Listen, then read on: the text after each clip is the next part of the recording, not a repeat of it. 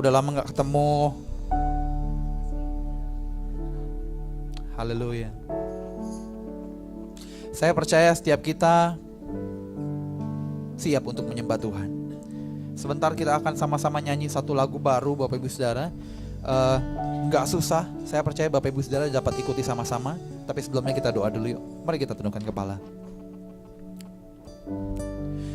Bapak, kami mengucap syukur, terima kasih buat hari ini, buat penyertaan Tuhan, buat rahmat Tuhan yang melimpah sampai hari ini.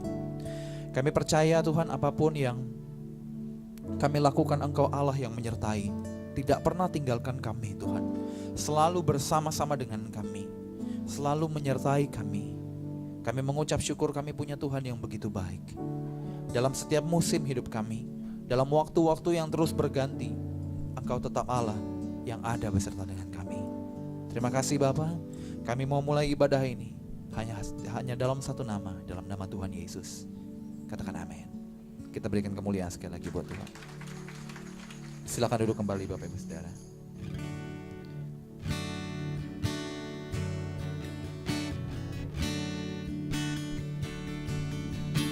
Engkau ada bersamaku di setiap musim hidupku. Tak pernah kau tinggalkan ku sendiri.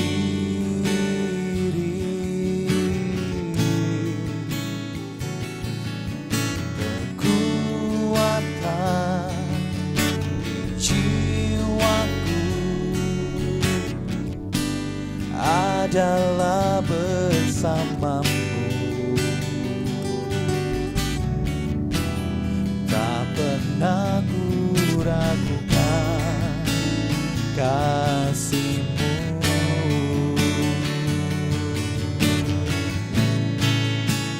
Bersamamu Bapa, ku lewati semua perkenanan-Mu yang begugurkan hatiku. Engkau yang bertindak, memberi pertolongan.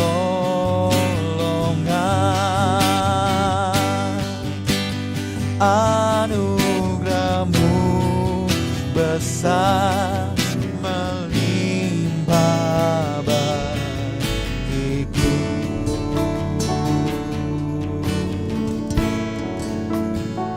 Mari sama-sama kita nyanyikan lagu ini Bapak Ibu Saudara.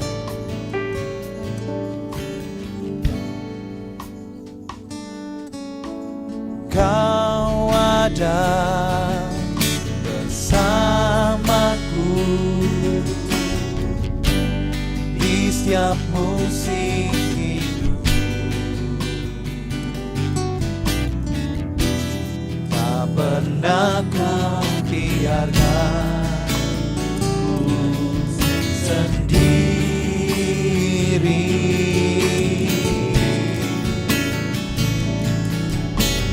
Kekuatan di jiwaku adalah bersamamu. Tak pernah ku ragukan kasih-Mu. Katakan bersamamu Bapa, bersamamu Bapa, ku lewati semua perkenanan-Mu yang teguhkan hatiku. Engkau yang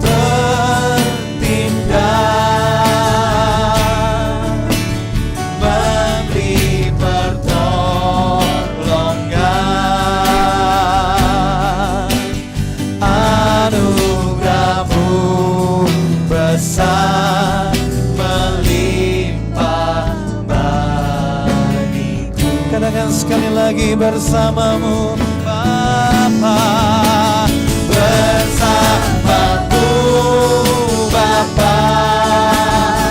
Kami lewati semua Tuhan, lewati semua. Hey, perkenananmu ya,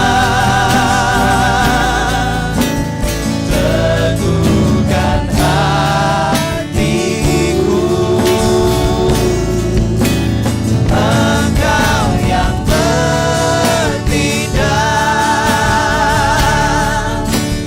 Memberi pertolongan. anugerah-Mu besar ya Tuhan, Anugerah-Mu besar. melimpah. Mari kita berikan tepuk tangan dulu buat Tuhan, Bapak Ibu Saudara. Oh, bersamamu Bapa, ku lewati semua. Perkenananmu ya, teguhkan hatiku. Engkau yang bertindak, memberi pertolongan.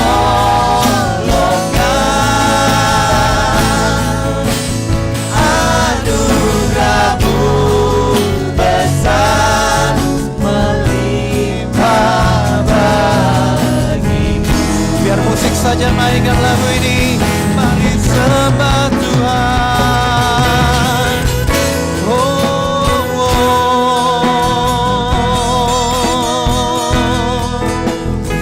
Shandaralabayaralabaya manshana. Jesus, haleluya.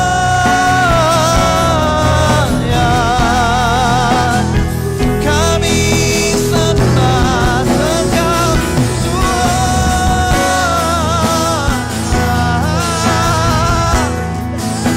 Shandaralabayaralabaya, shikiriaralabaya manshana. Haleluya.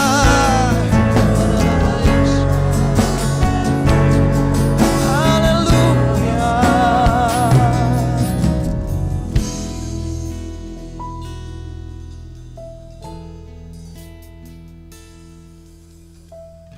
Mari semuanya angkat tangan kita tinggi-tinggi.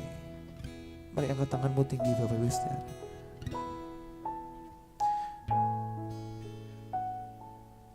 Setiap kali kami mengangkat tangan sebagai tanda kami berserah kepadamu Tuhan.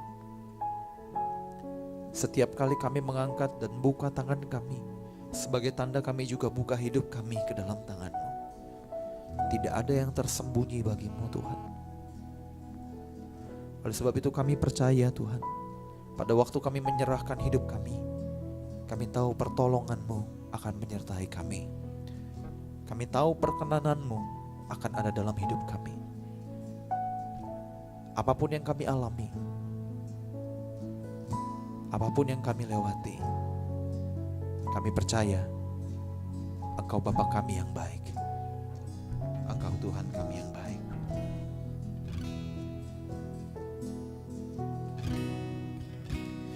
Bersamamu Bapa,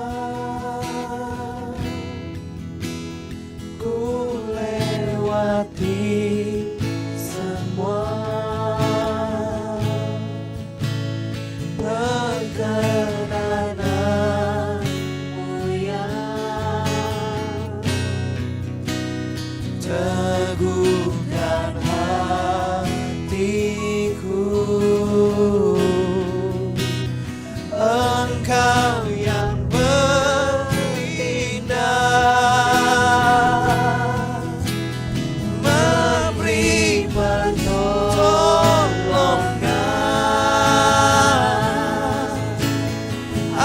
Anugerah-Mu besar melimpah menyerahkan hidupnya kepada Bapa, angkat tanganmu dan katakan, bersamamu Bapa, ku lewati semua, perkenakan teguhkan hatiku, teguhkan hatiku, Engkau yang bertindak, memberi pertolongan,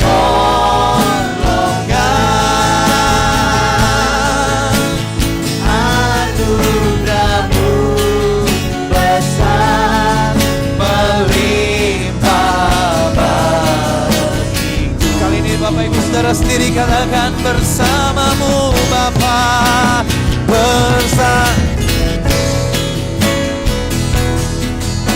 ku lewati semua.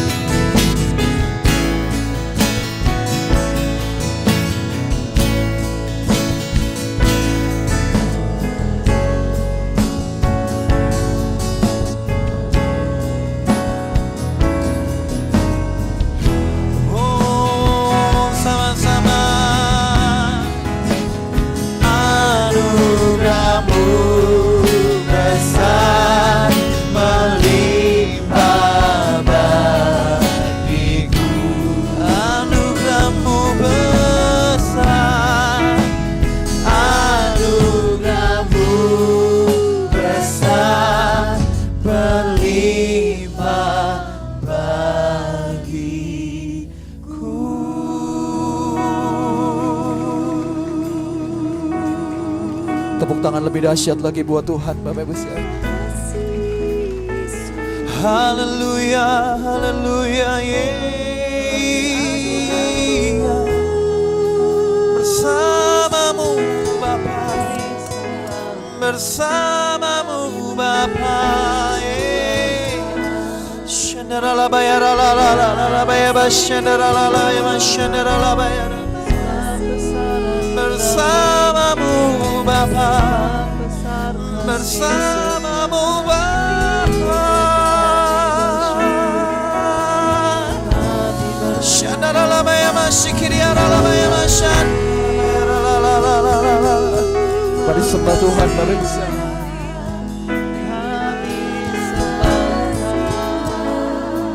Mari sembah Dia Raja, Yejida.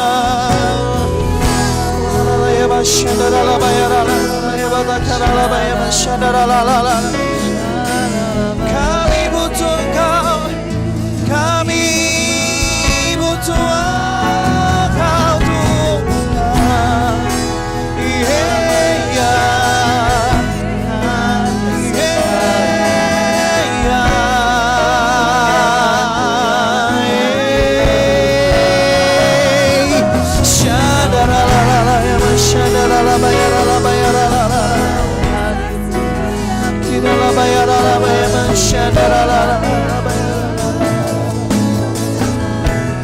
Haleluya, haleluya, haleluya. Kami butuh Engkau lebih dari apapun yang kami butuhkan dalam dunia ini ya Tuhan. Lebih dari emas, lebih dari perak dan permata. Kami mau Engkau dan kami mau hanya diri-Mu ya Bapa. Sebab Engkau lebih dari cukup buat kami Tuhan. Engkau pengharapan kami, Engkau pertolongan kami Tuhan. Hanya bersama-Mu, hanya bersama-Mu.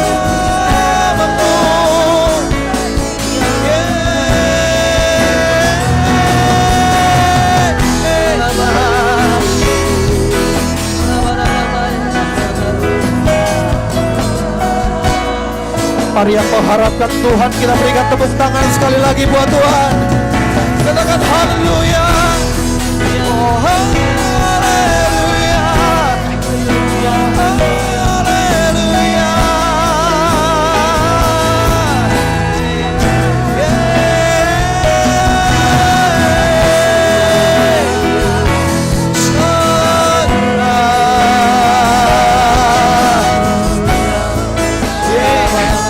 Haleluya. Bersamamu Bapa, ku lewati semua perkenanmu yang teguhkan hatiku.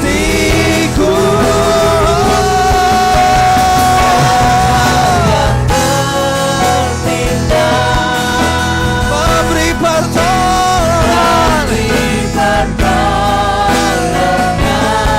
Yes God, yes God. Anugerahmu besar melimpah. Kami angkat tangan kami dan katakan bersamamu, bersamamu Bapa, ku lewati semua perkenanmu yang teguhkan hatiku. Engkau yang bertindak, Dia yang bertindak memberikan pertolongan.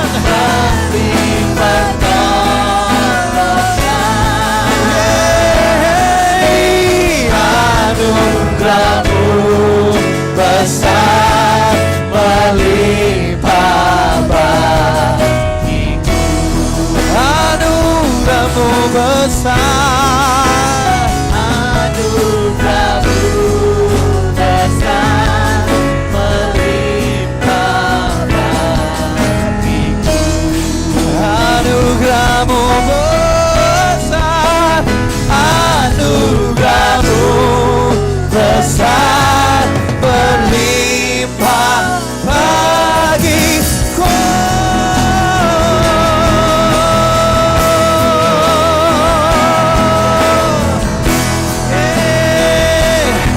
Mari berikan tepuk tangan bagi Raja di atas segala raja. Sekalian haleluya.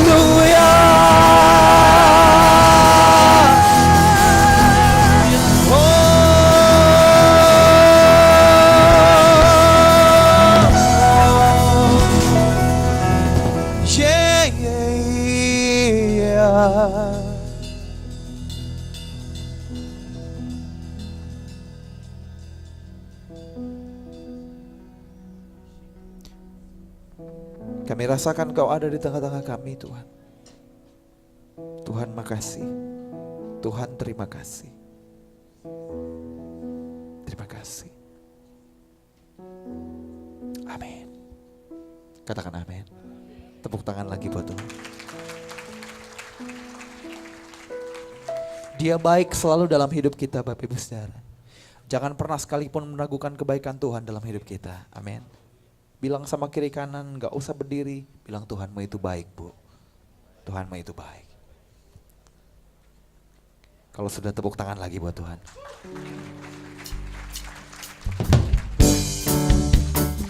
Mari tepuk tangan sama-sama yuk.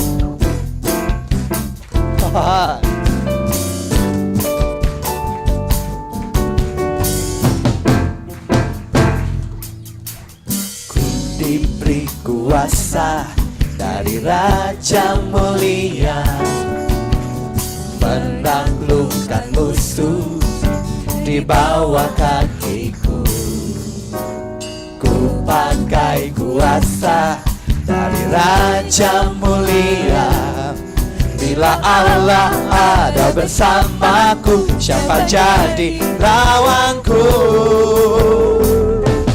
Sungguh besar Kau Tuhanku, Engkau perisai hidupku. Ku berdiri dengan iman dalam Yesus Tuhan.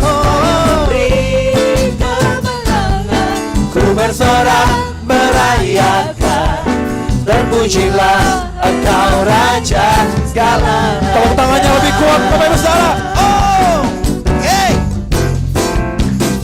haleluya. Siap ya? Dari awal Ku diberi kuasa. Ya. Ku diberi kuasa Dari siapa? Raja mulia, menaklukkan musuh di bawah kakiku. Ku pakai kuasa dari Raja mulia. Bila Allah ada bersamaku, siapa jadi lawanku? Bila siapa? Bila Allah Mari kita bangkit berdiri sama-sama yuk.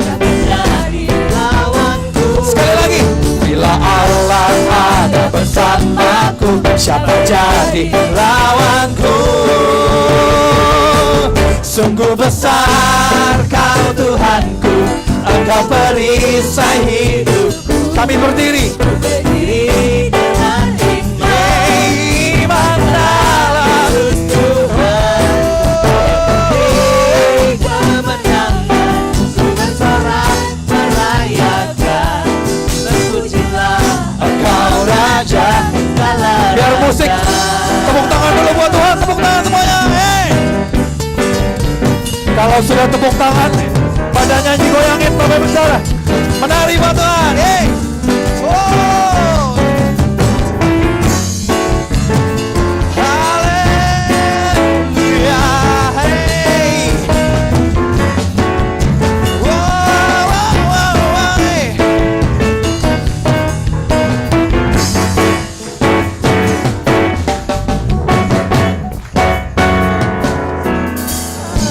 Engkau Tuhanku, Engkau perisai hidupku. Ku berdiri dengan iman dalam Yesus Tuhan. Kau yang memberi kemenangan. Ku bersorak merayakan, terpujilah Engkau Raja segala raja. Semuanya tepuk tangan di atas kepala yuk. Sungguh besar Kau Tuhanku, Engkau perisai hidup. Kami berdiri. Berdiri dengan iman dalam Yesus Tuhan. Kau yang memberi kemenangan. Ku bersorak merayakan, terpujilah Engkau Raja segala raja. Terpujilah. Terpujilah Engkau Raja segala raja. Terpujilah. Engkau Raja segala raja. Katakan haleluya. Tepuk tangannya lebih dahsyat dong. Haleluya. Kibarkanlah panjinya, Yesus Raja segala raja. Haleluya. Bangkitlah gerejanya, kita lebih dari pemenang. Semuanya angkat tangan sekali lagi yuk, katakan haleluya. Kibarkanlah panjinya, Yesus Raja segala raja. Haleluya. Haleluya. Bangkitlah gerejanya, kita lebih dari tepuk tangan buat Tuhan.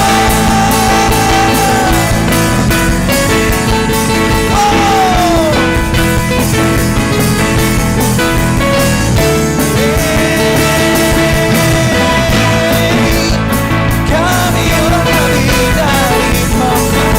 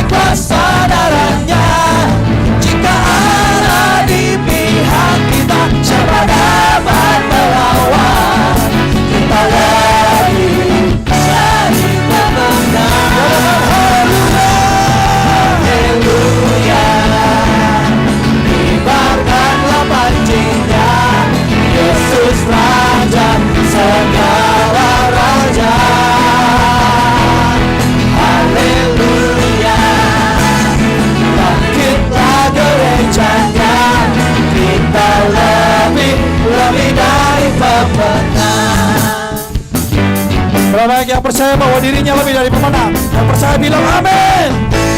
Yang percaya bilang wow.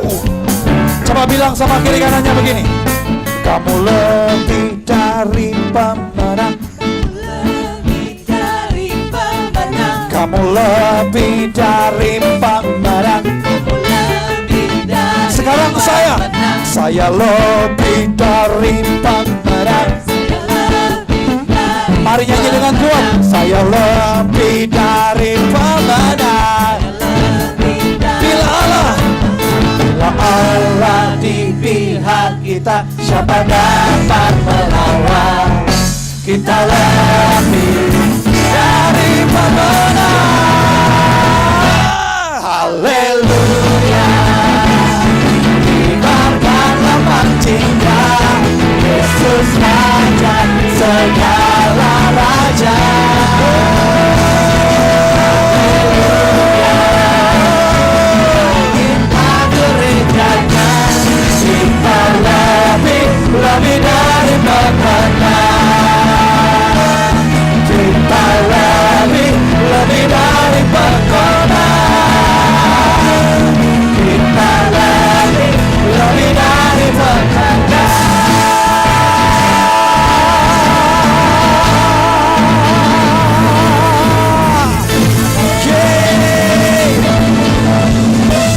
Tepuk tangan paling dahsyat buat Allah, Yesus. Haleluya, haleluya. Berapa yang mau bersorak-sorai buat Tuhan? Bapak Ibu Saudara, sorak-sorai itu bukannya rame-ramean loh, bukan Bapak Ibu Saudara. Tapi sorak-sorai juga bicara tentang kemenangan. Pada waktu kita bersorak-sorai, bicara tentang kemenangan. Apapun masalah di depan kita sebegitu besar, pada waktu kita bersorak-sorai, imani itu rubuh dalam nama Tuhan Yesus. Berapa yang mau bersorak-sorai? Pada hitungan yang ketiga bersorak-sorai. Apa aja Bapak Ibu Saudara? Boleh, haleluya boleh, glory boleh, asal jangan bahasa dua bang, jangan. Glory, haleluya, terserah apa aja Bapak Ibu Saudara. Setuju? Yang setuju tepuk tangan dulu. Belum ya? Belum tambah sorak-sorai. Siap pada hitungan ketiga. 1, 2, 3. Hey! Haleluya! Mari lebih dahsyat lagi. Come on! Come on! Woo! Haleluya! Haleluya! Haleluya! Haleluya Tuhan.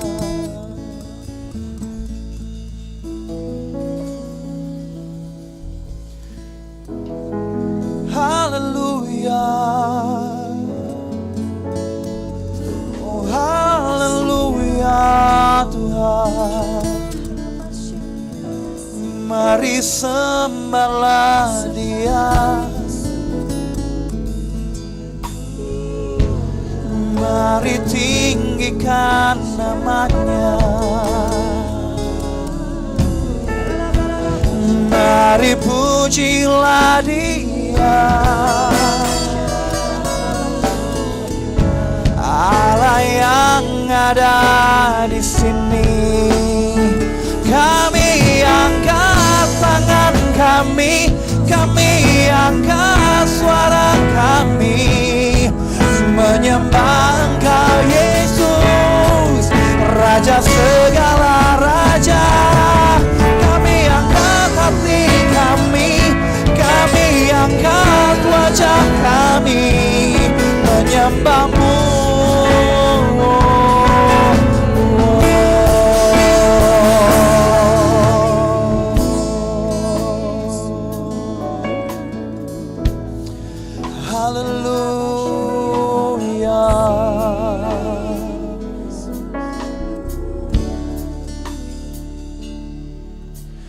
Nyanyi dan bersoraklah bagi Dia, pujian hormat kuasa bagi Raja. Gunung tunduk, laut bergelora, mendengar suaramu. Ku bersuka atas perbuatan Tuhan. Selamanya Ku kasihi Engkau Tuhan.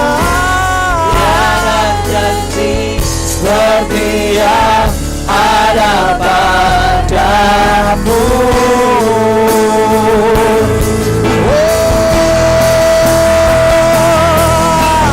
Nyanyi dan bersoraklah bagi Dia, pujian, hormat, kuasa bagi Raja. Gunung tunduk, laut bergelora.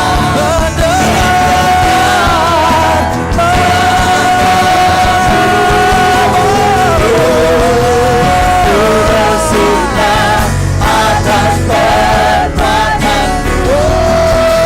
Lamanya ku kasihi Engkau Tuhan. Mari semua tepuk tangan yuk sama-sama dengan dia. Semuanya nyanyi lagu ini sampai tepuk tangan. Nyanyi dan bersoraklah. Nyanyi dan bersoraklah bagi Dia, pujian, hormat, kuasa bagi Raja. Gunung tunduk, laut bergelora. semuanya tepuk tangan di atas kepala yuk. Namamu, ku bersuka atas perbuatanmu. Selamanya ku kasihi Engkau Tuhan. Tiada janji seperti yang ada padamu. Tiada janji. Tiada janji seperti yang ada padamu. Tiada janji seperti yang ada padamu.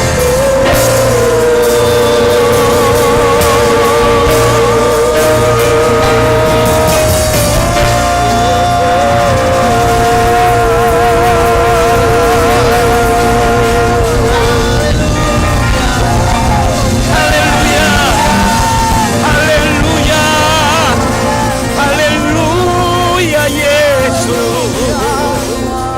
Uriana lama sidi, urabata siki. Haleluya.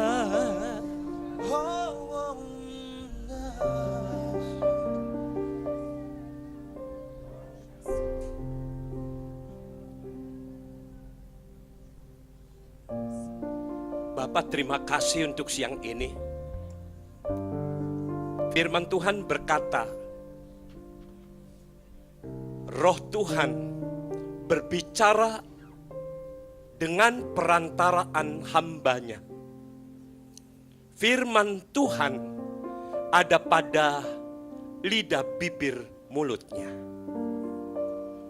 Kalau firman Tuhan akan diperdengarkan, disampaikan kepada umat Tuhan, maka kami percaya sesungguhnya kuasa Roh Kudus yang bekerja. Ada pada kami masing-masing Roh Allah yang tinggal pada roh daripada anak-anak. Oleh karena itu Bapa, berikan kemampuan kepada roh kami masing-masing untuk dapat menangkap apa yang Roh Kudus sampaikan. Sebab kami perlu akan firman-Mu. Firman Tuhan adalah kekuatan. Firman Tuhan adalah pelita di dalam setiap langkah kaki kami. Bersama dengan Tuhan, kami melakukan perkara-perkara besar. Tuhan menjadikan kami pemenang, bahkan lebih daripada pemenang.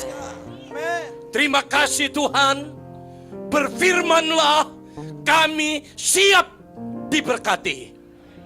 Di dalam nama Tuhan Yesus Kristus, inilah doa kami. Yang percaya sama-sama kita berkata, amin. Haleluya. Haleluya. Haleluya. Silakan duduk.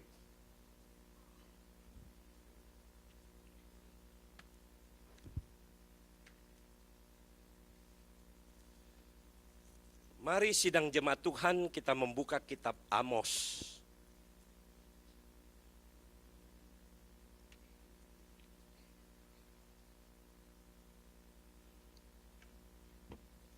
Pembacaan Amos pasal 5. Dari ayat 4, 5, dan 6. Amos pasal 5, yang membawa handphone, tidak membawa Alkitab, bukalah Alkitab yang ada di handphone saudara. Yang tidak bawa handphone yang ada Alkitabnya dan tidak membawa Alkitab, membaca di depan ada screen. Jangan sampai pergi ke gereja seharusnya bawa Alkitab kalau hari Minggu. Itu hari Minggu banyak yang nggak bawa Alkitab. Saya sedih kalau ngelihat ada orang mati, sebelum tutup peti mati di jenazah suka ditaruhin Alkitab. Saya pikir Alkitab lebih baik untuk yang hidup, bukan untuk yang mati. Mungkin tadinya punya pikiran, karena ke gereja sering gak bawa Alkitab. Jadi mendingan waktu mati bawa. Siapa tahu ditanya. Kiranya ini menyadarkan saudara dan saya. Amin. Mari kita kembali ke laptop. Firman Tuhan yang dibaca. Kurang enak. Saya tetap enakan bawa Alkitab saudara, sampai udah pada sobek-sobek. Tapi kalau di rumah bukan baca yang ini. Bacanya Alkitab yang ada penjelasan-penjelasannya. Ini maksudnya apa, ini maksudnya apa. Memang tambah tebal tuh Alkitab, tapi enak saya bisa ngikutin gitu. Ya. Pembacaan itu dari Amos, kitab Amos. Lalu di Alkitab yang saya baca di rumah itu ada penjelasan Amos itu siapa. Amos itu sebetulnya bukan nabi yang terkenal. Hanya orang biasa yang kerjaannya jadi peternak kambing domba. Cuma orang ini setia gitu melayani Tuhan. Orang Israel pada murtad, tadinya percaya Tuhan lalu nyembah berhala, ngikut-ngikut penduduk Kanaan, nyembah berhala. Si Amos enggak, dia tetap teguh. Saya enggak mau itu berhala, saya mau cari Tuhan gitu. Nah orang yang seperti ini, kerjanya jadi gembala, dan kalau hari-hari lain dia nyari buah ara di hutan. Buah ara di hutan dia kumpulin lalu dijual. Itu orangnya miskin, sederhana, tapi dipakai Tuhan untuk menyampaikan ini firman Tuhan. Bahkan nama Amos ditulis di Alkitab. Berarti kalau Amos aja yang orang biasa bisa dijadikan nabi oleh Tuhan, berarti saudara pun semua bisa dipakai Tuhan. Saya pun juga orang awam yang rindu kepada Tuhan. Yang sudah sungguh-sungguh merasakan setelah percaya Tuhan, kehidupan itu beda. Dulu saya juga sama. Saya lebih percaya kepada negara-negara yang ateis. Sebab dari muda saya cita-cita sekolah ke Pyongyang. Pyongyang, tahu? Ibu kota Korea Utara. Betapa rindunya saya. Tetapi kehidupan membawa lain. Saya yang dulunya benci dengan agama Kristen. Karena saya benci dengan Inggris, Sebab zamannya Bung Karno ketika akan merampas Kalimantan Utara, itu berhadapan dengan Inggris dan Amerika. Saya jadi benci kepada kekristenan.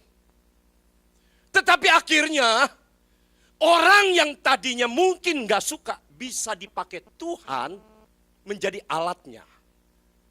Siapapun kalau rindu saudara, kita bisa menjadi alat di tangan Tuhan. Nama Tuhan dipermuliakan. Kita baca Amos pasal 5 ayat 4, 5, dan 6. Kalau di Alkitab ada judulnya. Judulnya jalan yang menuju hidup. Jadi kalau saudara ingin tahu jalan, ada banyak jalan.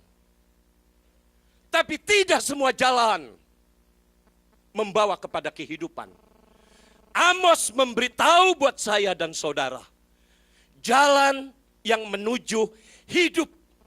Kita baca ayat 4. Bersama-sama.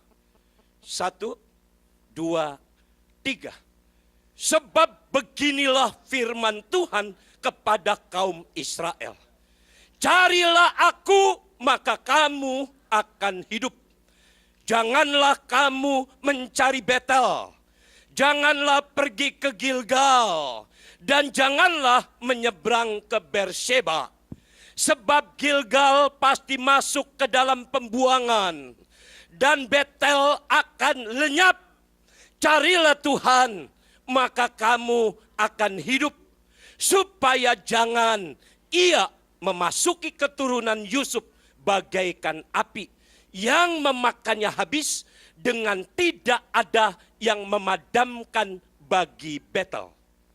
Amin. Saudara-saudara, cukup kaget saya ketika membaca, jangan kamu mencari Betel. Seakan-akan apakah kita ini nggak boleh ke gereja Betel? Dulu saya salah paham. Loh kok begini sih? Kenapa gereja saya ini dinamain Gereja Betel Indonesia? Kalau di dalamnya ada ayat begini.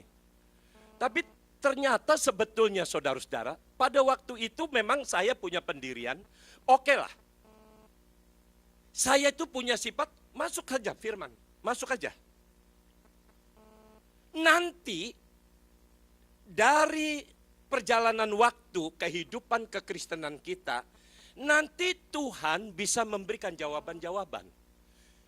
Ada hal-hal yang kita ragu, timbul pertanyaan, mau tanya siapa? Nggak ada hamba-hamba Tuhan yang dekat dengan kita. Nggak apa-apa. Firman Tuhan terima saja, terima saja. Satu waktu, kerinduan saudara di dalam roh saudara, itu diketahui oleh Roh Kudus.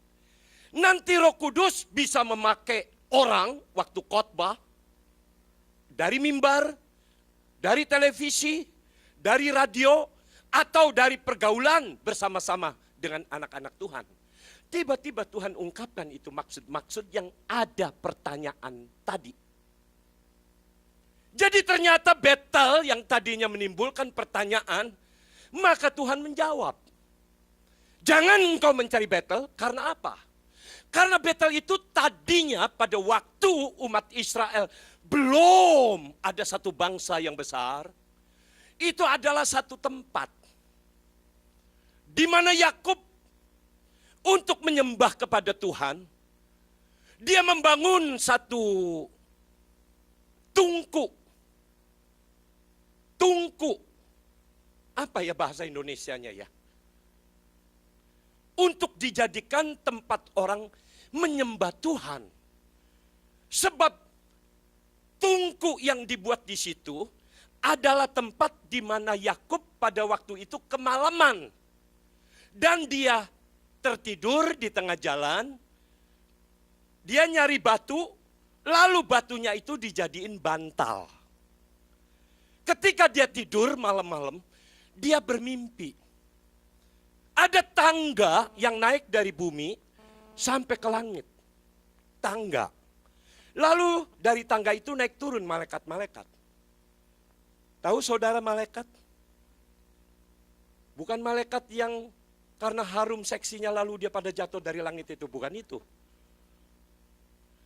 Ini malaikat betul-betul naik turun. Yakub melihat. Enggak lama ada Tuhan berdiri dan Tuhan itu berkata, Yakub jangan kau takut. Tempat di mana kamu berbaring akan kuberikan kepada keturunanmu.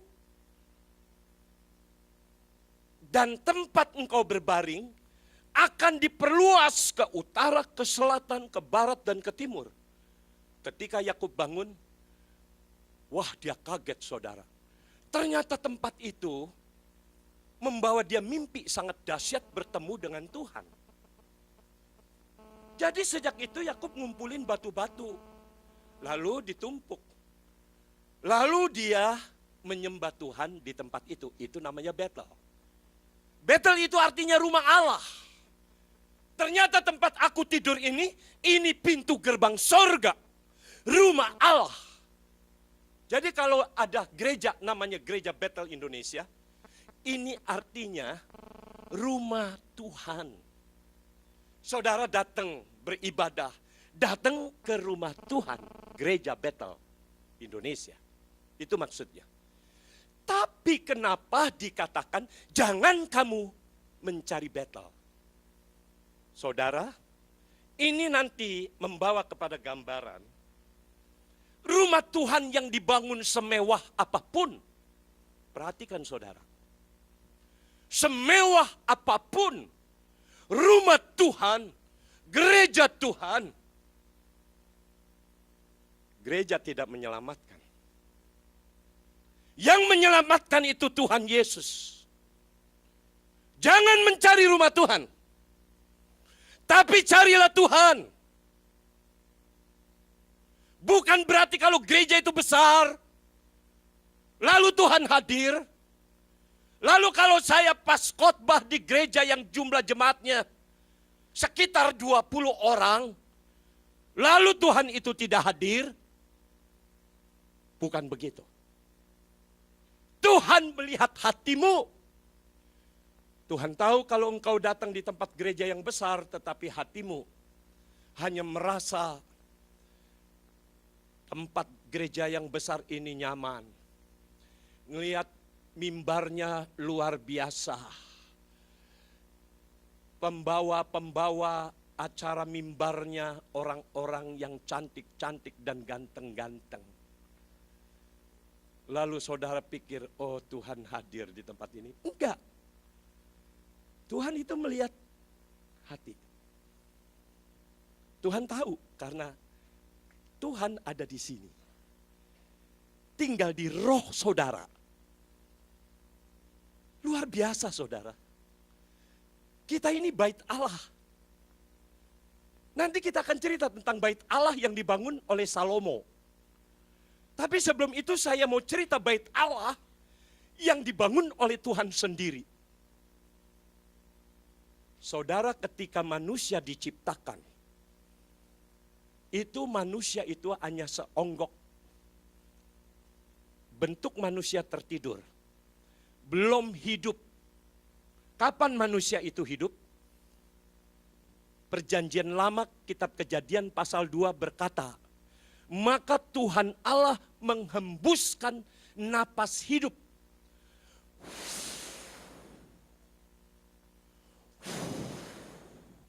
Ketika napas hidup itu masuk di lubang hidungnya manusia ini saudara, maka hiduplah manusia itu. Dan napas hidup itu adalah roh manusia. Bukan Roh Kudus. Bukan Roh Kudus. Roh dari napas hidup Tuhan menjadi roh manusia. Lalu kita di dalam Alkitab dikatakan manusia terdiri dari 3 unsur. Roh, jiwa, dan tubuh. Roh masuk dari napas hidup Tuhan Allah. Ketika napas hidup itu menyentuh hidung, mengalir dalam tubuh, maka pada waktu pertemuan itu terjadilah jiwa. Jadi jiwa itu adanya di tengah-tengah antara roh dan tubuh. Manusia itu jadi hidup. Kenapa Tuhan memberikan roh kepada manusia? Tujuannya supaya manusia ciptaannya itu dapat menyembah kepada Tuhan. Tetapi dalam perjalanan kehidupan, manusia ini dikuasai oleh jiwa tadi. Jiwa yang antara roh dengan tubuh dikuasai. Jiwa ini diberikan kebebasan. Jiwa itu kesenangan, keinginan, cita-cita, akal budi, kesedihan, kesusahan, itu adanya di jiwa. Jiwa selalu menginginkan segala sesuatu yang bertentangan dengan keinginan Allah. Jiwa ini memimpin tubuh. Memimpin tubuh. Jiwa menginginkan kenikmatan, tubuh yang melakukan dosa. Rohnya menjerit. Ketika Adam dan Hawa diperingatkan oleh Tuhan, semua buah dalam taman ini, buah pohon-pohonan dalam taman ini, boleh kamu makan. Tetapi ingat, buah pohon pengetahuan yang baik dan yang jahat, jangan kamu makan. Sebab pada waktu kamu makan, kamu mati. Ternyata manusia makan buah itu. Akhirnya manusia itu mati. Mati di sini artinya rohnya tidak lagi bisa berhubungan dengan Tuhan. Orangnya masih hidup. Rohnya yang mati. Jadi orang yang belum di dalam Tuhan Yesus, rohnya mati. Karena tidak berhubungan lagi dengan Tuhan. Hidupnya dipimpin oleh jiwa. Tubuh melakukan segala dosa. Nurut kepada kemauan jiwa. Yang menikmati tubuh. Manusia terus berdosa, terus berdosa, terus berdosa, terus berdosa. Allah Bapa di surga yang menciptakan manusia. Aduh. Bagaimana untuk menebus manusia yang berdosa? Maka dia memberikan anaknya yang tunggal, yaitu Roh Kudus. Anaknya yang tunggal maksud saya yaitu Tuhan Yesus. Barang siapa percaya kepada dia tidak binasa, tetapi beroleh hidup yang kekal. Jadi kalau orang percaya kepada Yesus, dia adalah ciptaan baru. Dia dilahirkan kembali. Nah, di sini apanya yang diciptakan baru? Apanya yang dilahirkan kembali? Yang diciptakan baru atau dilahirkan kembali, itu rohnya yang udah mati tadi, itu diciptakan lagi menjadi baru. Rohnya hidup kembali, berhubungan lagi dengan Tuhan. Nah, Tuhan tetap khawatir, karena manusia itu pengaruh dunianya lebih banyak. Maka Tuhan tidak mau tinggal pada bangunan-bangunan yang dibangun oleh manusia. Bait Allah yang dibangun Salomo, sekalipun hebat megah, Tuhan gak mau. Dia mau tinggal pada bangunan yang diciptakannya. Maka Tuhan, yaitu Roh Kudus, masuk kepada roh yang sudah dilahirkan itu. Jadi saudara yang ada di dalam Yesus Kristus, saudara rohnya itu hidup. Dan di roh saudara itu ada Roh Kudus tinggal di sana. Hebatnya orang Kristen. Kalau kita menyadari ini saudara-saudara, kalau begitu kita nih sekarang hubungan dengan Tuhan itu gak jauh-jauh. Ada di dalam kehidupan saudara, di Roh Kudus. Roh Kudus ada di dalam roh kita, dia gak tinggal di kepala. Tinggalnya di dalam rohnya kita, dia jadi satu gitu. Makanya doa sama Tuhan sekarang lebih gampang. Tuhannya juga gak jauh-jauh. Kalau saudara lagi doa sambil jalan, itu nggak apa-apa. Tuhannya itu sekalipun saudara lagi naik mobil nih, Tuhan dimuliakanlah namamu. Sekalipun cepat Tuhannya tetap ngikutin, karena Tuhannya ada di dalam roh saudara. Bukan saudara naik mobil cepat, oh Tuhannya ketinggalan. Mana tuh Tuhan? Wah ketinggalan jauh. Enggak usah sampai pakai speaker. Panggil nama Tuhan. Enggak. Tuhannya ada terus.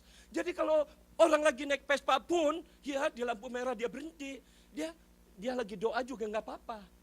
Di depan ada mobil angkot berhenti, dia ngeliatin saudara. Kasihan amat situ orang mulutnya sendirian ngomong, kayak udah stres nih orang nih. Nggak apa-apa, nggak usah malu. Kita lagi doa kok, lagi hubungan sama Tuhan. Ya. Saudara jangan begini, di lampu merah. Nyengir sendiri, nah itu baru jangan. Tapi kalau mulutnya kapit, wah nggak apa-apa. Kita lagi memuji Tuhan, Tuhannya ada di sini. Oh saudara-saudara, luar biasa ya saudara itu. Nah baik saudara-saudara, jadi baik Betel, Gilgal atau Beersheba, itu tempat-tempat suci, tempat-tempat kudus, yang seharusnya orang bisa menyembah Tuhan di tempat itu. Nah akhirnya perjalanan waktu saudara-saudara, Daud menjadi raja. Raja Daud mempersatukan seluruh suku-suku Israel menjadi satu negara. Namanya negara Israel. Daudnya mati, lalu diteruskan yang menjadi raja Salomo. Salomo ini anak Daud yang luar biasa taat, setia, ingin meneruskan apa yang baik yang dilakukan oleh bapaknya, yaitu Raja Daud. Raja Daud ketika mau membangun bait Allah, Tuhan menolak. Karena Raja Daud tangannya sudah banyak membunuh orang, berlumuran dosa. Sekalipun Daud adalah raja yang tak bercacat celah, tetapi Tuhan tidak mau rumah Tuhan dibangun oleh Raja Daud. Dia mau anaknya yang masih bersih, yaitu Salomo, membangun bait Allah. 7 tahun bait Allah dibangun. Tiang-tiang bait Allah itu dilapisi emas. Atap-atapnya itu saudara emas. Perhiasannya itu semuanya emas. Dan nama Tuhan dipanggil di bait Allah. Seakan-akan Tuhan bertakhta di rumah Tuhan atau bait Allah. Udah, orang Israel punya Tuhan yang ada rumah gedungnya hebat mewah. Lalu Salomo sendiri membangun istananya dia sendiri. Setelah untuk Tuhan didulukan 7 tahun. Salomo baru ngebangun dirinya sendiri. Karena berkat dari Tuhan melimpah-limpah. Dia bangun istana di Yerusalem. 13 tahun. Mewah itu istananya saudara-saudara. Tuh hebat kan? Raja Salomo tinggal. Istananya besar. Di dekatnya ada bait Allah yang mewah. Semua harta benda berlimpah-limpah. Kaya banget itu Salomo saudara. Salomo kaya banget. Sampai Tuhan itu bilang begini sama Salomo. Salomo, apa yang kamu minta daripadaku akan aku beri. Salomo berkata, karena lagi cinta Tuhan saudara. Ya Tuhan yang disembah oleh Bapakku Raja Daud. Dan yang menempatkan aku menduduki takhta Bapakku. Berikanlah kepadaku hikmat. Supaya aku dapat memimpin umatmu yang besar ini. Cuma itu permintaannya. Maka Tuhan Allah menjawab. Karena engkau cuma meminta hikmat. Tidak meminta umur panjang. Tidak meminta kekayaan. Maka aku akan memberikan kepadamu hikmat. Tetapi selain itu aku berikan kepadamu kekayaan. Yang luar biasa. Tidak ada orang yang sebelum kamu. Ataupun sesudah kamu. Kayanya melebihi kamu. Jadi Salomo kaya raya saudara-saudara. Dan berhikmat. Berarti kan bait Allah dibangun itu dengan biaya yang sangat mahal. Segala ornamennya emas, mewah. Tapi apa yang terjadi saudara? Salomo hanya punya penyakit. Senang sama wanita. Nah ini kejatuhan seseorang. Orang dunia sekarang aja juga ngomong begitu. Hati-hati. 3 tak. Wanita, takhta, dan harta. Semua orang tahu, gak usah jadi Kristen.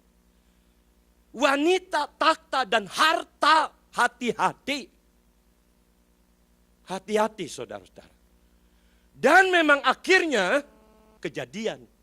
Makanya saudara-saudara saya katakan bahwa perjanjian lama itu bayangan.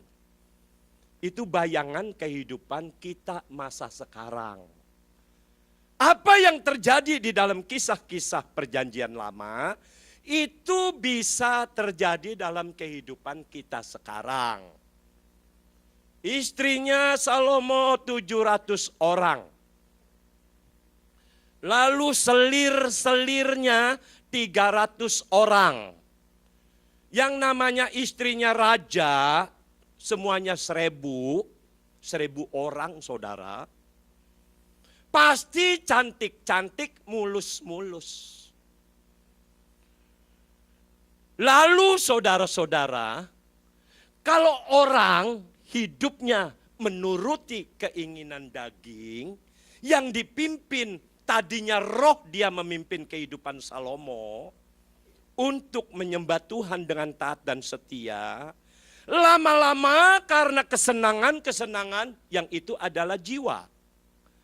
Kesenangan-kesenangan itu menguasai kehidupannya sehingga rohnya itu kembali tidak berdaya. Sebab pada waktu itu belum ada Roh Kudus masuk. Roh Kudus masuk itu sesudah di zaman kisah para rasul. Lalu orang-orang yang terima Yesus. Maka ada Roh Kudus masuk di dalam. Tapi zaman itu saudara-saudara, itu betul-betul Salomo menuruti keinginan jiwa dia. Akhirnya istri-istri itu kan saudara-saudara, namanya juga istri banyak begitu. Persaingan juga terjadi di situ. Siapa yang paling cantik, siapa yang punya dukunnya yang paling manjur, wah dikasih minuman, Salomo dikasih air minum, sampai tambah mabok, siapa yang, itu mah udah umum, persaingan begitu di antara istri-istri. Ini aja saya kasih contoh persoalan lain, tapi terjadi persaingan juga. Mama saya itu mantu perempuannya, saudara-saudara, waktu itu mantu perempuannya baru 3. Satu istrinya koko saya, orang Bangka. Kedua istrinya saya, mantu yang kedua, orang Bangka. Yang ketiga, mantu ketiga, orang Cirebon. Itu mama saya paling pinter kalau udah mau Sincia Imlek. Istrinya koko saya sudah ngasih sama dia kain sarung. Sebab kan kalau mama saya kan masih pakai kain sarung. Kain sarung Cirebon, kain sarung Pekalongan. Itu dikasih tuh sama enso saya tuh dikasih. Lalu ketika saya sama istri saya datang main, itu mama saya pinter saudara. Dia masuk ke dalam kamar, terus dia bawa keluar tuh hadiah dari enso saya. Enso kamu ngasih ini loh tuh. Tuh, ditunjukin tuh kepada mantu yang kedua.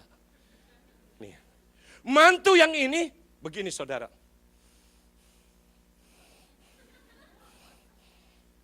Langsung dia beli apa-apa. Kasih mama juga. Mama saya lalu kasih tahu juga sama mantu ketiga. Lihat tuh, insya Allah kasih yang ini, kasih yang ini. Mantu yang ketiga tidak sebanyak duitnya kayak mantu yang kedua. Ya dia juga memberi tapi ala kadarnya. Tapi mama saya itu orang pinter memanfaatkan situasi. Begitu saudara. Jadi ada persaingan itu wajar. Tetapi yang menjadi persoalan, ketika istri-istri Salomo ini bersaing ingin mendekati, saudara-saudara, dari istri-istri itu kebanyakan adalah penyembah dewa-dewa. Jadi Salomo mulai tertarik menyembah dewanya istri. Istri ini, Salomo ingin menunjukkan bahwa dia sayang kepada istri ini. Dia nyembah Dewi Kesuburan. Salomo juga ikut nyembah Dewi Kesuburan. Yang ini, Salomo, istri yang ini menyembah kepada dewa yang berkuasa atas langit dan bumi. Salomo ikut nyembah. Yang menjadi persoalan, hati Tuhan menjadi marah. Itu dewa-dewanya itu ditaruh di bait Allah. Padahal bait Allah itu dibangun untuk tempatnya Allah bersemayam di situ. Tetapi istri-istri Salomo pengaruhnya kuat, dia yang paling cantik, yang ini juga paling cantik, istri yang ini paling berpengaruh, maka dewa-dewanya, patung-patungnya ditaruh di bait Allah. Jadi bait Allah sudah dicemarkan, bait Allah sudah dicemarkan. Hati-hati saudara, engkau adalah bait Allah, tubuhmu bait Allah, di mana Roh Kudus yaitu Allah tinggal di dalam kehidupanmu. Tetapi kalau engkau mencemarkan bait Allah itu, Tuhan sangat marah dalam kehidupanmu. Maka apa yang dilakukan oleh Tuhan? Tuhan lewat nabinya, dia berkata begini, karena engkau Salomo tidak taat dan setia, maka aku akan mengoyakkan kerajaanmu, keturunanmu. Keturunannya loh saudara. Waktu Raja Salomo masih hidup, udah tua nih, itu negaranya masih aman. Masih bulat jadi satu negara Israel. Tetapi ketika Salomo mati, Tuhan udah bilang, aku akan mengoyakkan kerajaan pada zaman keturunanmu. Waduh, hati-hati keturunan kita saudara. Jangan sampai kita sekarang rajin cari Tuhan. Tetapi kerajinan cari Tuhan kita itu dikuasai oleh jiwa kita. Supaya orang tahu saya orang Kristen. Enggak tahu saudara, sebagai orang Kristen, doanya begini. Tuhan, berkatin dong nih anak saya, supaya dia dapat suami orang kaya Tuhan. Supaya dia jangan susah payah kayak zaman saya. Supaya habis menikah langsung masuk ke rumahnya, sudah punya rumah sendiri. Tuhan, saya akan terangkat derajatnya kalau saya mantunya kaya Tuhan. Jangan doa seperti itu. Carilah Tuhan, maka engkau akan hidup. Salomo kerajaannya yang begitu mewah, megah, pada zaman anak-anaknya, negara Asyur nyerang Israel. Negara Babel nyerang Israel. Bait Allah yang hebat itu dihancurkan. Emas-emasnya diambil, dibawa ke Babel. Penduduk Yehuda, penduduk Israel diangkut dalam pembuangan. Kan Israel umat Tuhan. Biji matanya Tuhan umat Israel. Kenapa negaranya hancur lebur? Bahkan bait Allah di mana Tuhan ada. Tuhan yang mencipta langit dan bumi, lautan dan segala isinya. Kenapa bait Allahnya juga ikut hancur? Tuhan mah gak peduli. Semahal apapun, semewah apapun, engkau kaya sebagaimana kaya pun, engkau hebat dihargai di dunia ini sehebat apapun, Tuhan gak memandang itu. Tuhan gak memandang itu. Buat apa engkau kaya? Anak mantu kaya, cucu tidak pernah dididik untuk takut akan Tuhan. Sehingga cucunya seringkali negor neneknya. Hanya gara-gara nenek pernah negor cucu.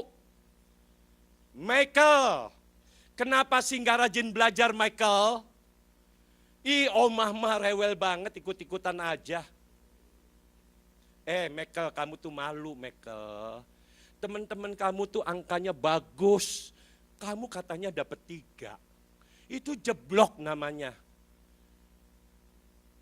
Omah, kenapa sih Oma suka banding-bandingin Mekel sama teman-teman Mekel? Mekel aja nggak suka banding-bandingin Oma sama omanya temen. Emang Oma mau dibandingin apanya? Oma emang udah tua, apanya yang mau dibandingin? Nih Oma biar Oma tahu, kalau saya bandingin. Kenapa omanya temen saya udah pada mati? Kok Oma nggak mati-mati? Itu mantu bener-bener. Kenapa cucu bisa begitu? Karena tidak dididik oleh papa mamanya. Karena papa mamanya sibuk cari kekayaan. Omah dan opahnya seneng karena anak mantu kaya. Jangan seneng karena punya CM, punya cinke kaya. Belum tentu saudara. Kalau cinke CM-nya itu takut akan Tuhan, saudara aman. Tapi kalau cinkenya belum di dalam Tuhan, saudara menderita. Coba datang pengen nengok cucu. Pas ada CM di sana. Kita datang, langsung CM itu ngelirik. Ada apa nih orang? Nah, itu sorot mata orang nggak suka itu kerasa. Lalu tuh CM ngeliatin aja kita, kemana aja kita bergerak diikutin aja. Apalagi anak perempuan kita tuh. Selalu dilirik sama CM itu, sama mertuanya. Hati-hati nih, jangan-jangan ngebungkusin amplop. Waduh, bener tuh saudara. Kalau dapat CM yang model gitu, udah. Saudara menderita tuh, biarpun punya besan orang kaya. Ngapain? Anak sendiri kaya juga ngapain? Sebab firman Tuhan berkaya, apa gunanya harta berlimpah-limpah kalau jiwanya binasa? Jiwanya binasa. Jadi saudara-saudara, firman Tuhan hari ini, keras, tajam, carilah Tuhan. Dari muda harus cari Tuhan. Dari muda. Ketinggalan dong sama yang lain, rajin cari duit, biarin. Itu sementara kok di dunia. Kalau saudara sungguh-sungguh dengan taat, tekun, setia kepada Tuhan, itu berkat mengalir. Saya mempraktekkan kehidupan itu saudara. Habis saya mau cari contoh di siapa lagi? Kalau saya mau bersaksi, bersaksi tentang diri saya, bukan untuk supaya saya menjadi kesombongan. Tetapi saya nggak mau kesaksian dari nyontek. Saya bersama istri saya saudara, waktu menikah. Itu kondisi saya miskin banget, Cilincing, Tanjung Priuk, dekat pelelangan ikan. Rumah saya itu saudara-saudara ngontrak. Ngontrak, papa saya tuh ngontrak. Bawahnya tuh tanah, kalau ngontrak pakai tehel mah ya zaman sekarang. Zaman saya kecil mah papa mama saya ngontrak. Ngontrak bawahnya tanah. Lalu mama papa itu, saya anak-anak join, ada anak berapa ngumpulin duit, beli rumah di pinggir jalan. Baru tuh lantainya itu tehel. Belum keramik juga, tapi lumayan pinggir jalan gede.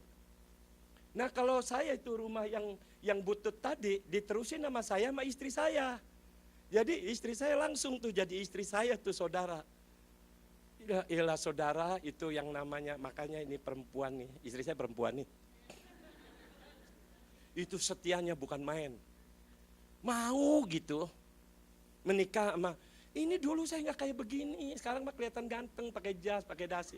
Ya iyalah dulu saudara, dulu mah udah hitam, banyak berjemur kena matahari, tiap hari deket pelelangannya ikan, bau amis segala macem, punya rumah kontrakan.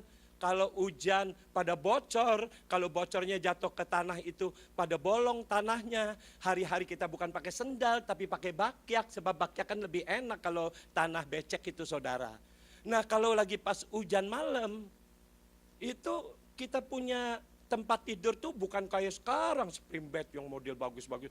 Zaman saya mah ranjang besi gitu, yang ada tempat kelambunya tuh. Kalau kita tidur di daerah Cilincing Tanjung Priok nggak pakai kelambu, digotong nyamuk saudara. Nyamuknya satu, temennya banyak banget. Itu kehidupan saya. Kalau pas hujan pada bocor. Bocor emang hujan mau milih-milih bocornya di mana? Bocor di mana tempat, termasuk selebar ranjang tempat tidur saya. Maka istri saya lompat dari tempat tidur. Pak hujan pak. Iya, lompat saya juga. Tugasnya beda-beda. Istri saya habis lompat pergi ke dapur, saya lompat ngegulung kasur.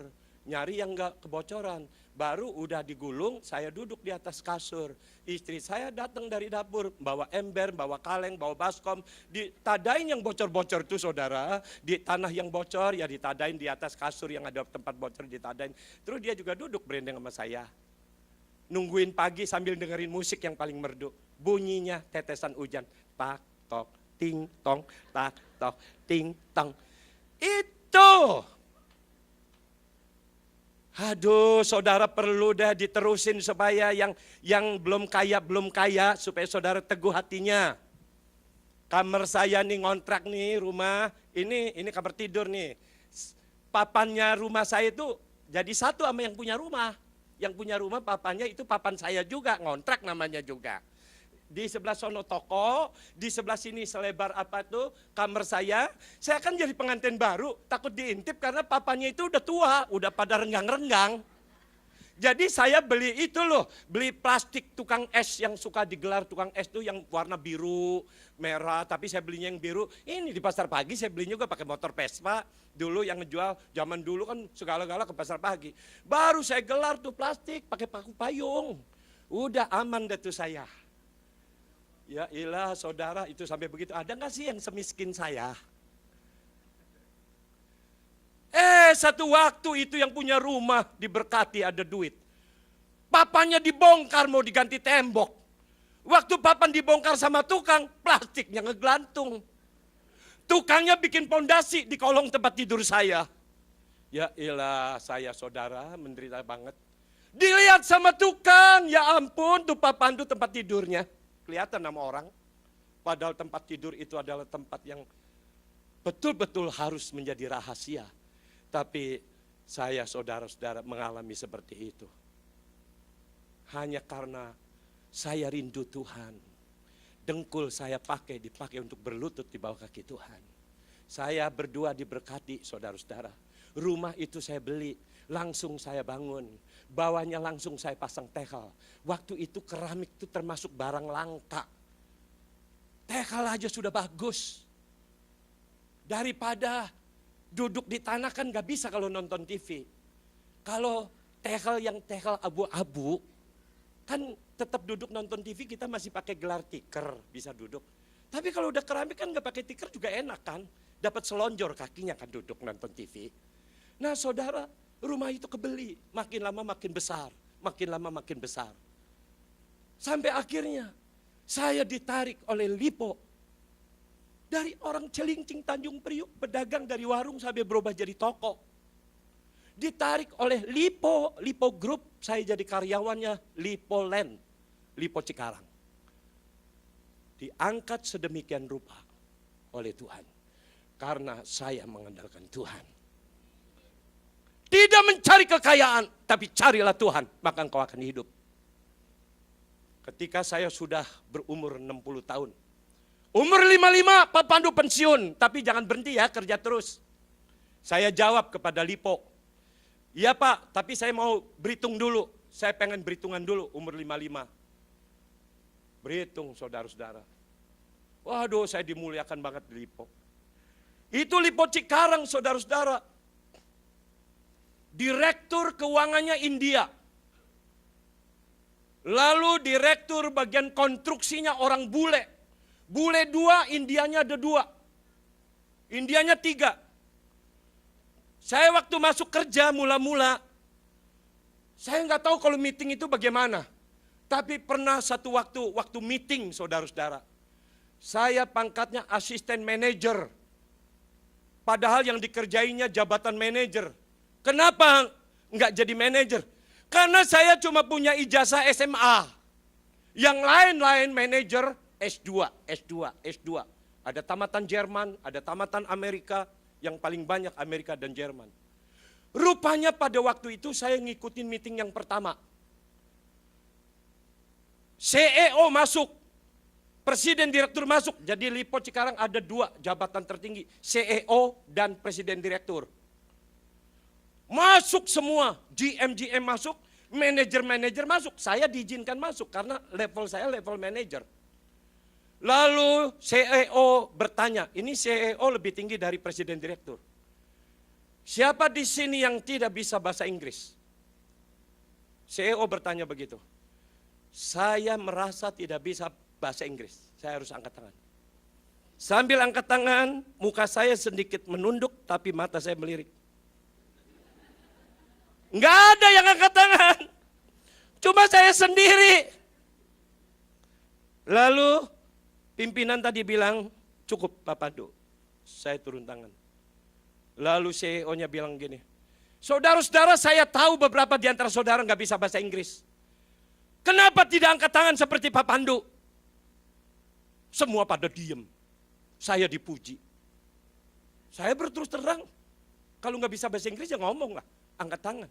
Yang lain nggak mau, S2 nggak bisa bahasa Inggris. Lalu saudara-saudara, CEO tadi nanya sama orang bule, nanya sama orang India. Saya nggak ngerti tapi yang saya ingat perkataannya ketika dia ngobrol. Rupanya kira-kira begini, gimana nih? Ada yang nggak bisa bahasa Inggris. Kita meeting pakai bahasa Indonesia. Mereka nyautin, go on, go on, go on. Itu doang yang saya ingat. Hanya untuk 1 orang meeting tidak pakai bahasa Inggris. Calon hamba Tuhan. Dipersiapkan dan dipilih oleh Tuhan. Betapa tidak saya untuk bersyukur kepada Tuhan. Sampai sekarang apa udah bisa bahasa Inggris? Belum.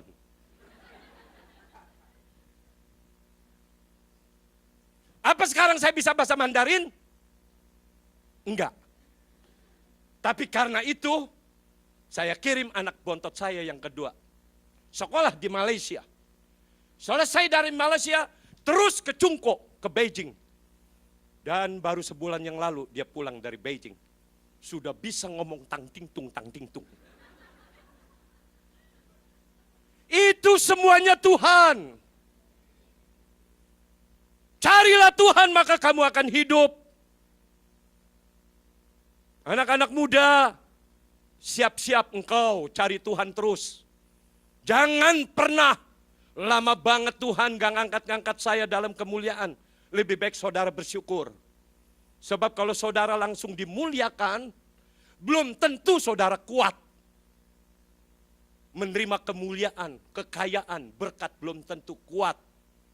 Karena itu terjadi pada teman saya. Teman saya, ketua pemuda-pemudi yang membawa saya bergabung di gereja Bethel Indonesia. Hebatnya luar biasa. Alkitab hampir kayak ngelotok. Seneng baca buku-buku rohani.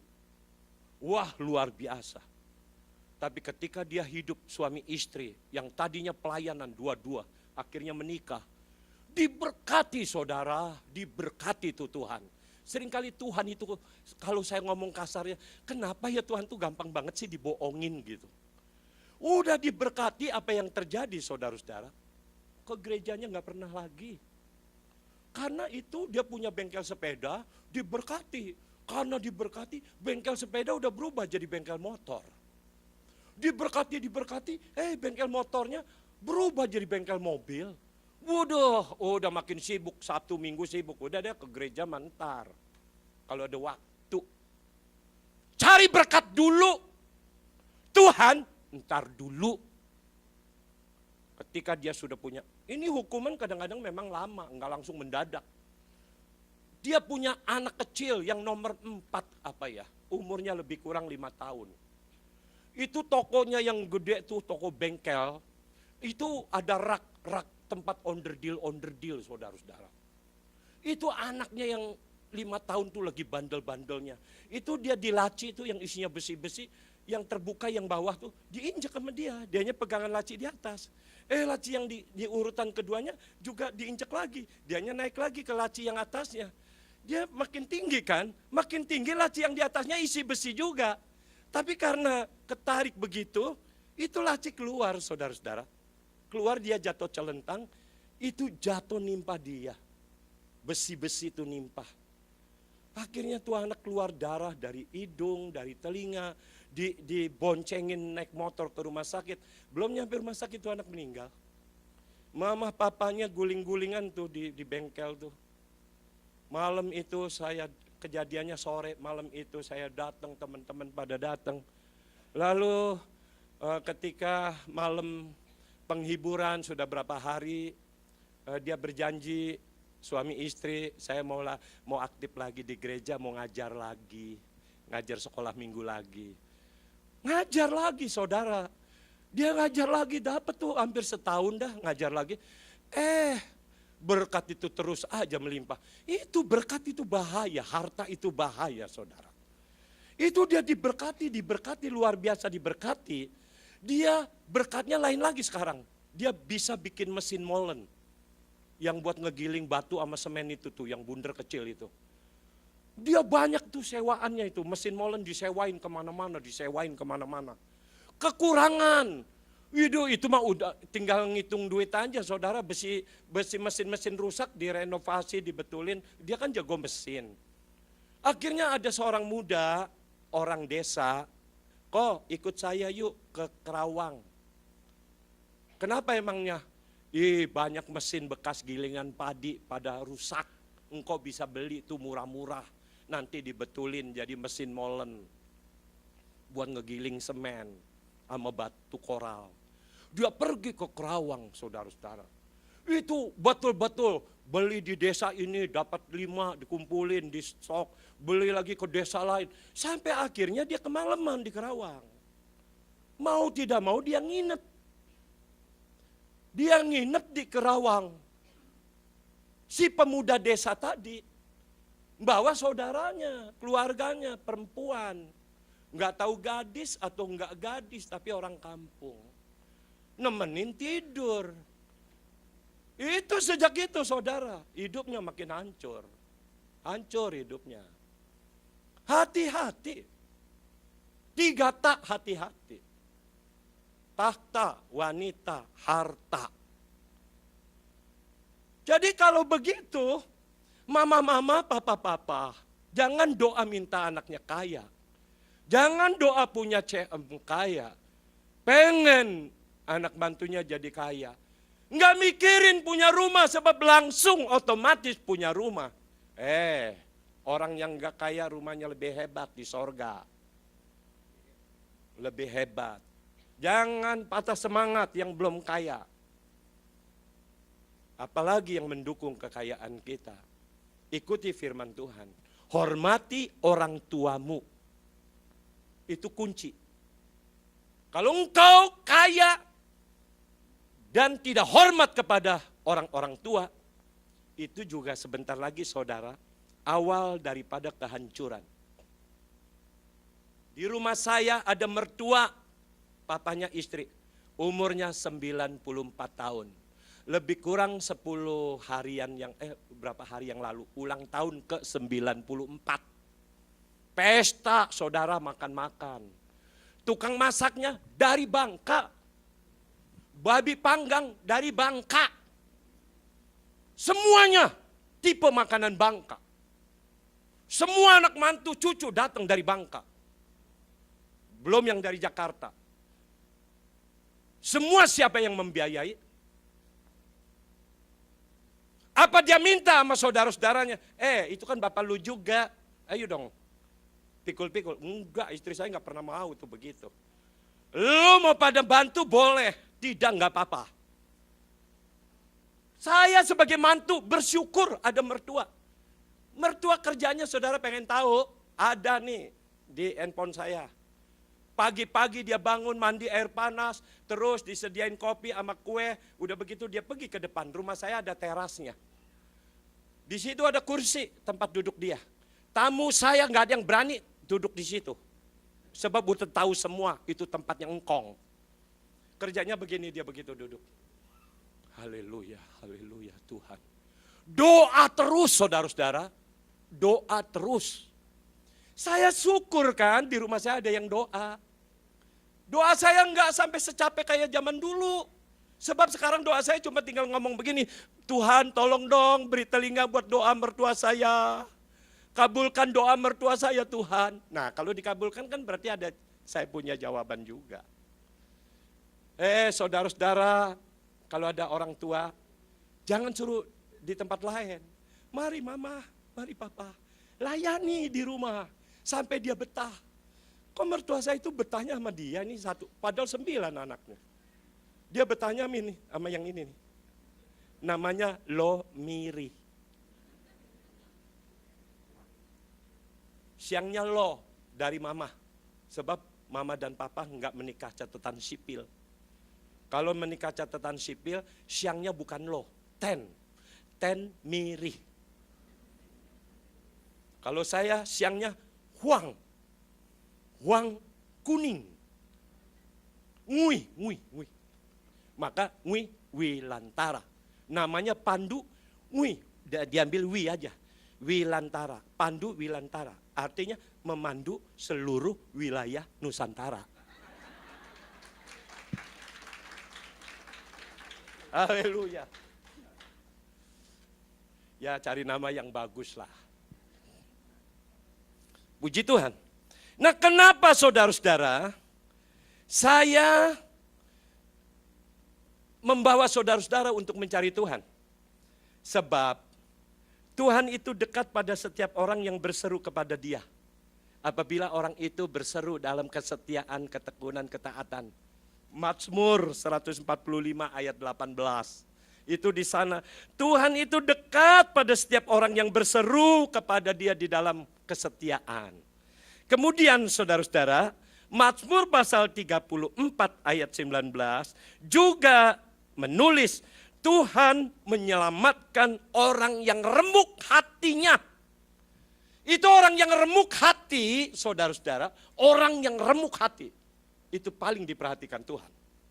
Jadi kalau ada orang, saudara-saudara dikit-dikit nangis, waktu doa dia nangis karena dia remuk. Kenapa mantu yang ini kok jahat banget, tega banget, saya kok makannya mangkoknya diganti pakai batok. Remuk hatinya karena mantu ini jahat. Kok mantu tega-teganya? Saya makan bubur pakai mangkok batok. Kayaknya benar juga karena mantunya pikir udah berapa mangkok pecah. Mama yang udah tua jompo itu pengen nyuci mangkok yang bekas dia makan bubur. Lepas pecah. Mantunya kesel dibeliin mangkok batok. Waktu dia makan bubur di mangkok batok, cucunya datang yang lagi bandel-bandelnya. Pengen nengok Oma. Kaget dia ngeliat kok mangkoknya batok. Oma kok pakai batok kelapa? Omanya bilang, Mama lu yang ngasih. Sebab Oma suka mecahin mangkok beling. Jadi dikasih mangkok batok, enggak pecah-pecah. Cucunya manggut-manggut, oh bener juga. Anak kecil mah langsung nanem. Begitu si cucu ini pergi sama papa mamanya pergi ke gereja. Pulang dari gereja di tengah jalan, si cucu ini, Papa berhenti dulu. Papanya pikir nih anak mau kencing. Ayo jangan jauh-jauh ya, di pinggir aja. Ayo buka pintu terus di situ kencing. Nggak tahu anak itu ke rumput-rumput, tengok-tengok begini. Papanya sambil kok bingung nyari apa sih ini anak. Nggak tahu, dia ngambil. Terus ditepok-tepok, diusap-usap, didekep, terus dia masuk lagi ke mobil, nggak kencing nggak apa. Ternyata dia bawa batok. Batok yang dari pinggir rumput-rumput itu dikekepin. Ya papanya marah dong. Buang. Enggak. Sampai itu mamanya dia, sayang buat apa sih itu mangkok? Buat apa sih itu batok? Dia tetap aja ngomong nyautin. Ayo buang. Tetap aja gini. Buat apa? Kan Michael sayang mama. Ini buat mama kalau udah tua. Nah tuh. Jadi dia ngerti. Dia siap-siap dari sekarang. Nanti mamanya kalau udah tua mau dikasih batok juga. Tuh makanya saudara, hati-hati sama mertua, jangan jahat. Saudara dibalas sama anak saudara nanti. Ya, ya sayang ya. Sehat ini, luar biasa. Ini opah. Haleluya, puji Tuhan. Ini khotbahnya paling seger ini. Senang ketawa soalnya ya. Ini saudara, saya terus terang di bahannya ini sampai jam 2 siang ini. Oke. Nah, jadi saudara-saudara, kita itu diingatkan untuk mencari Tuhan. Kenapa?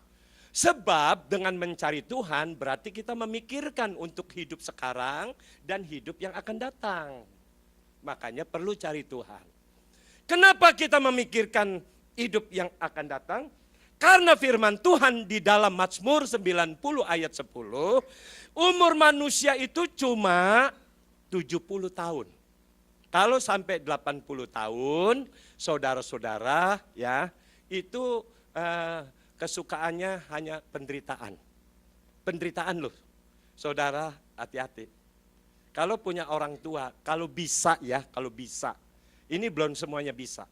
Kalau bisa, jangan sampai orang tua kita itu dipakai untuk tukang ngejaga. Dulu dia tukang nyari duit. Jadi kayak usia kuda nyari duit.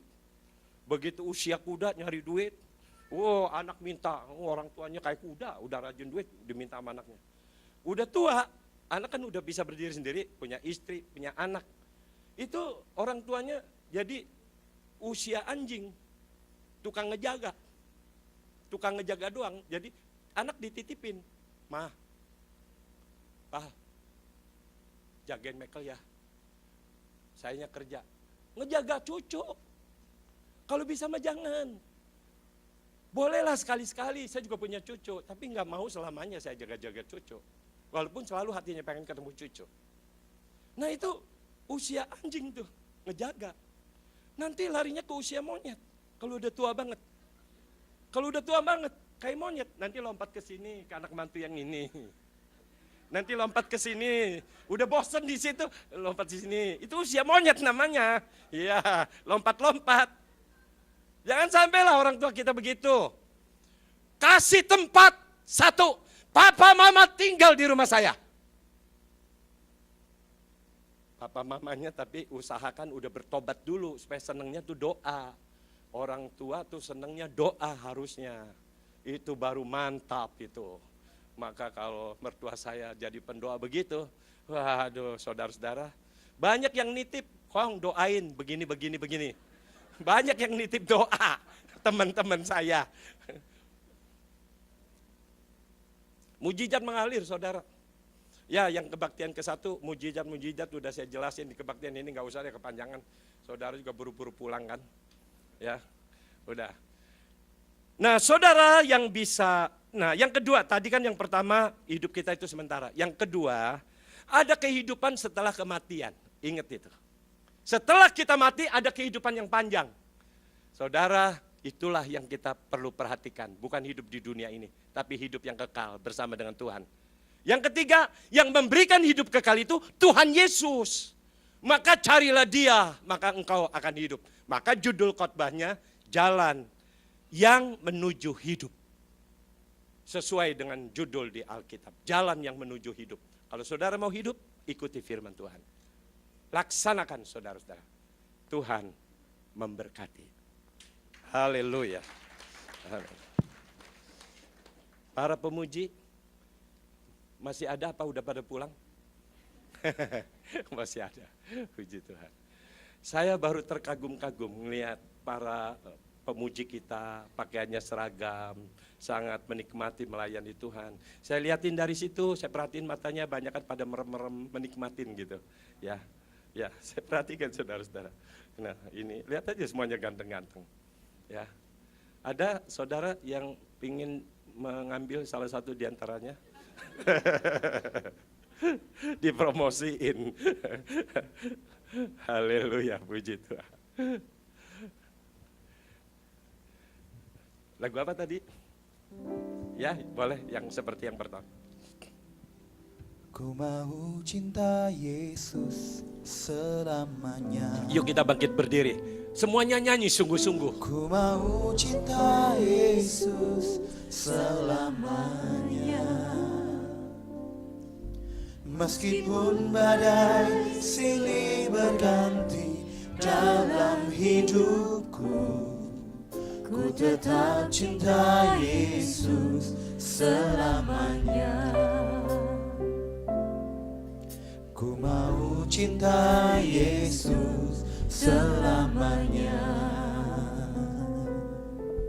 Ku mau cinta Yesus selamanya. Meskipun badai silih berganti dalam